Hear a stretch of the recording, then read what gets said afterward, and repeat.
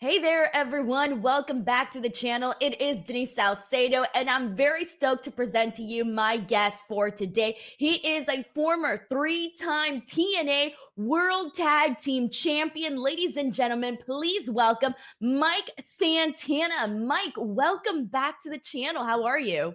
I'm doing great. How are you? I'm doing really good. It's so nice to have you back on. I was just telling you off air, like it's been a minute since the last time I had you here on the channel. A totally different time. You were still in a tag team, and now you're out there, doing your thing on your own. How are you feeling? I feel better than ever. I mean, this is the most fun I've been having in my career. So I'm thankful and I'm grateful. And yeah, it's been a wild ride so far. So yeah, I was going to say, man, there's so much to get into.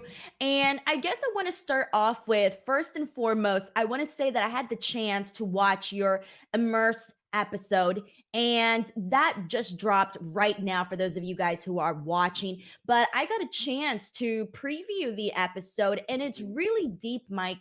And it's something that you have, spoken about now, but to get to see this mini documentary and sort of watch your way from coming back, like basically coming back to TNA yeah, and getting to get into this program with Steve Macklin. You go right into it, but you talk about what you had been dealing with during this time. And so I just want to start off with, how do you feel, putting this story out there, having overcome this, and this being now, part of your journey, part of who you are, and using that to basically just make your life stronger.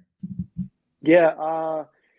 It took a lot, to be that open. And this is something that I've been learning, just within the past year. It's very one of the things I've learned throughout my life is that I've always been one to keep everything inside and to carry the weight of the world, so to say. And I growing up, we were never taught to that it's okay to talk about certain things, and in turn, that was the biggest detriment to me because I held everything inside. And but right now, like with telling my story, I felt like it was very important for people to know what my purpose is now, and what's my driving force. And also, like I said in a previous interview, like if I didn't get into wrestling, I always wanted to do something that was going to help give back to people and help people in general. And I realized that wrestling was my way of being able to do that. And I know that I have a very unique story and something that hopefully could touch people and help, people grow and know that it's okay to struggle, but that it's also possible to come out on the other side better than ever. And yeah, that was my whole purpose for all this, putting it out there and just showing what this new Mike Santana is all about. Right. And there was a part in the documentary that I think well, it definitely touched me, and I know that's going to touch a lot of people. And I know that usually when people are going through addiction, and everyone always asks them, like, what changed? Was there a moment? And you talk about that moment in the Immerse documentary, basically saying that it was the moment your daughter said in her Santa letter that she wished that you would stop doing what you were doing. Yeah. And when you shared that, oh my God, I think I felt my heart sink, where I was like, that is something that, it's a really sad thing, but at the exact same time, like you said, it saved your life. Yeah, I it's funny. I it was I'm thankful for that moment so much, because like you said, it literally saved my life. Um and it's part of my story. It's part of my journey. And I felt like, it I needed to put it out there. Also, another reason why I was so open in public with my sobriety and stuff like that. Um, it's more of an accountability thing for me, right? So I'm on the road now. I'm back in the game, and if people see me slipping, it's like, "Yo, you all right?" You know what I mean? Like, so now people know. Um, so it's a way of keeping myself accountable. And no, but yeah, that moment. for me was everything. And I actually got to sit down and watch the documentary with her, and she saw it for the first time. And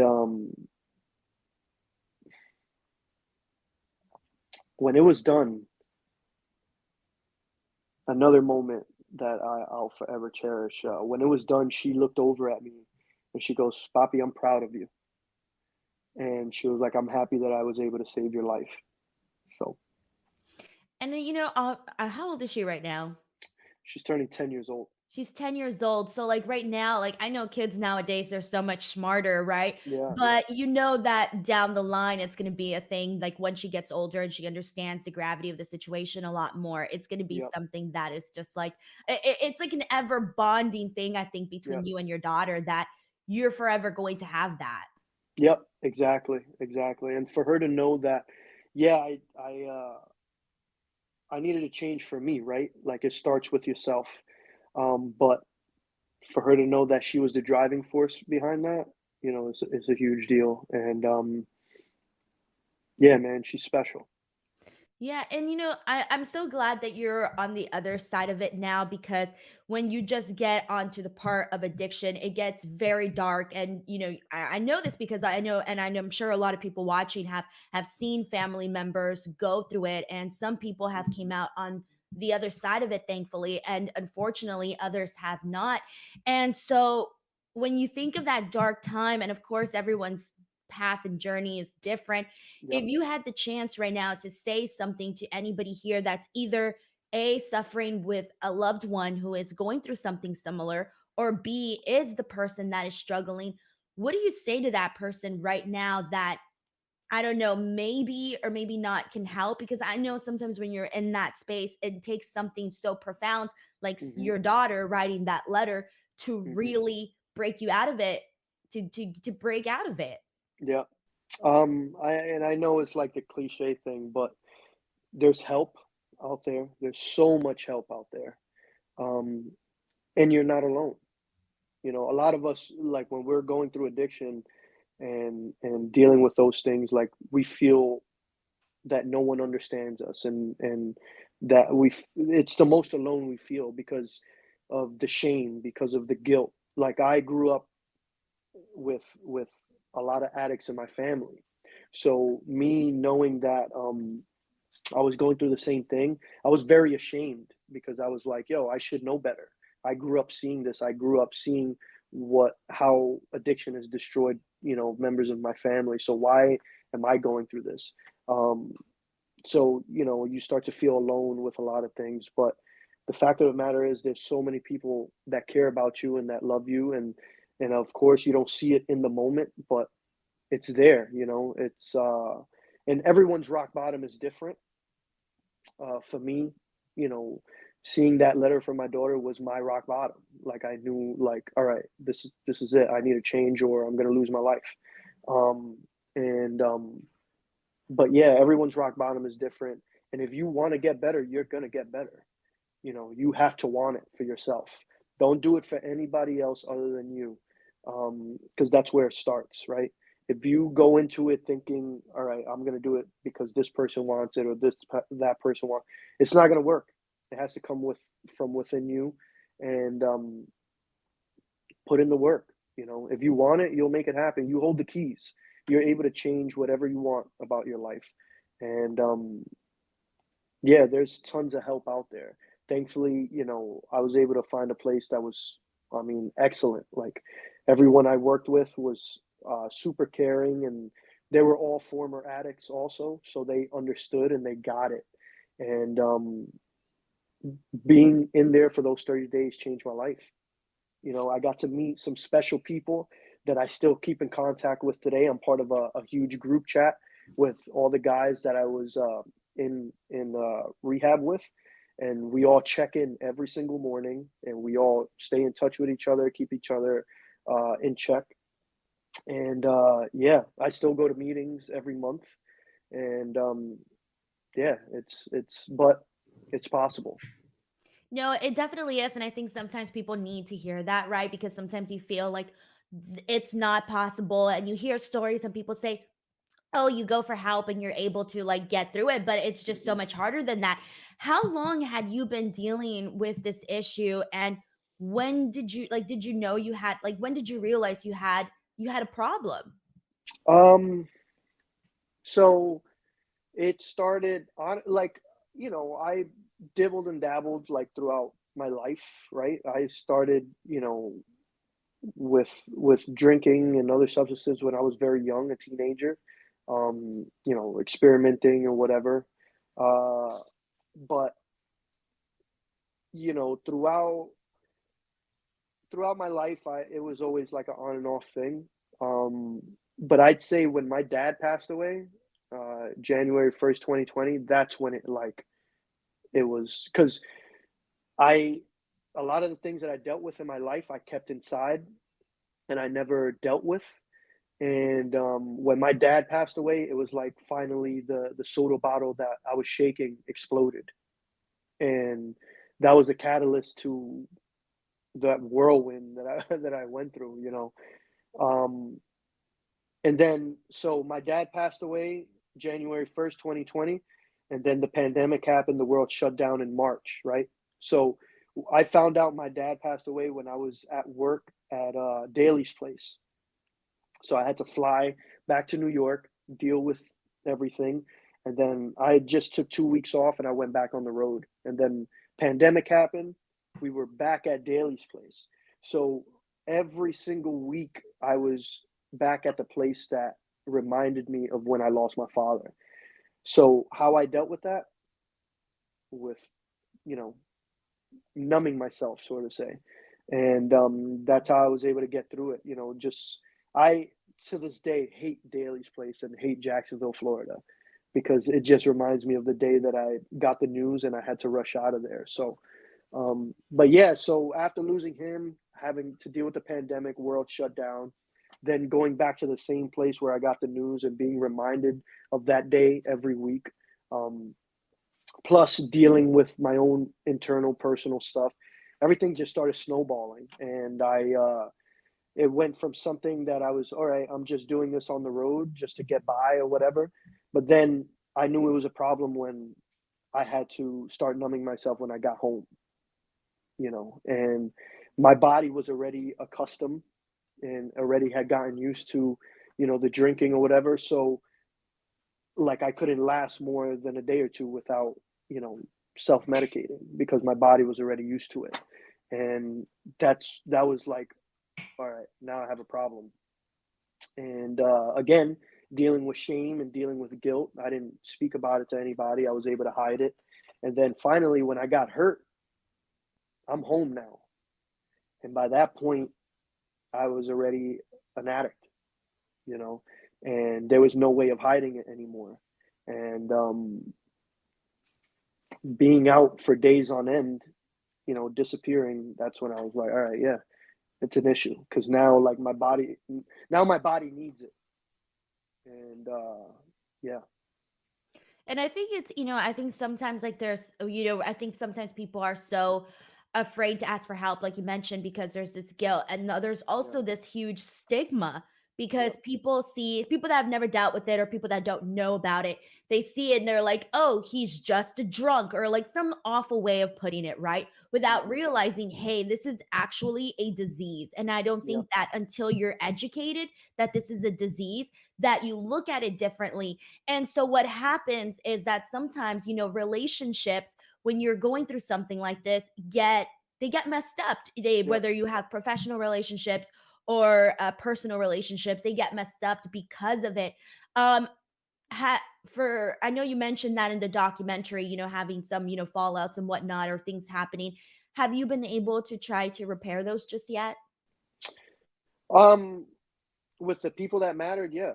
I mean, I'm thankful that the people closest to me who knew the real me knew that I was just in a very bad place, and I had all the support in the world, and that's a huge thing to support. Thankfully, my daughter's mom was a huge catalyst also in helping find a place for me to go to. My grandmother, my aunt, my uncle. Like I had such a great support system, and I'm thankful that no one held anything against me. You know, I wasn't the type of addict that lashed out. I never, um, you know, I wasn't like a angry, addict. It was more I was hurting. I was just hurting myself. I just wanted to hurt myself, and but of course, as you know, anybody that is an addict, they don't realize that they're hurting the ones around you too. And but again, I'm thankful to have uh, a great support system and people who truly cared about me and that were willing to go above and beyond to get me the help that I needed. And also, like you said, understanding that it was a disease and understanding that I was going through so much and in such a like tight amount of time. And yeah, like I said, addiction runs in my family. My father was an addict, and other members of my family. So it's a disease and it's hereditary from what we learned. So um, having all those things or having that knowledge was huge. But yeah, I'm thankful that I've been able to repair whatever relationships that were damaged, and life goes on, and I'm thankful. You know. Yeah, I think at the big picture here is again getting to that other side, getting to the place where you are right now, and getting to find these things that are fulfilling, your personal life, your relationship with your daughter, but then also being back in the pro wrestling ring. Now, Yeah. I know we have to wrap up this interview. My final question for you is, now that you're back out there and you're a singles wrestler now, it's a totally Mhm. different journey from the last time that you were in TNA wrestling. How do you feel going out there now, you just being you and getting this moment to like shine on your own?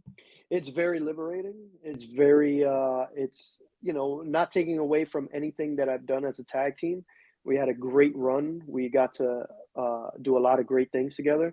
But man, I'm having the most fun I've ever had in my career, honestly. Like it's been such a good time, um just being able to be creative, and now I'm representing myself, right? It's all on me now, which I love. And it drives me even harder and it motivates me even more. And I'm thankful for the journey and I'm thankful for everything that I've done so far. And I'm excited for everything that I'm going to do, because I feel like I'm just getting started. I feel like I have a new lease on life and in my career in general.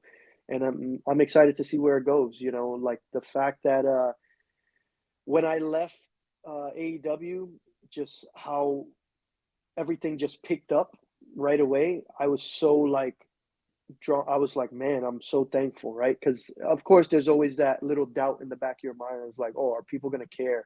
Are people gonna want to see me as a singles? And like, man, as you see, my schedule has been insane, and I've been on quite the run, and it's only gonna get better, And I'm ready and willing to put in all the work. If anybody knows me, they know that everything that I do with passion and absolute like full force. So, um, yeah, man, I'm excited for the future and let's get it. I love it. Well, our time is up here, but I just want to say thank you so much for chatting with me. We can talk so much more. I mean, there's so much to get into, but Mhm. I appreciate you taking the time to chat with me today. And to everybody watching, of course, all of the links to follow Mike are going to be in the description box below, as well as where you guys can watch TNA. We appreciate you guys so much. Thank you so much for tuning into this interview, and we'll catch you guys on the next one. Bye, everyone.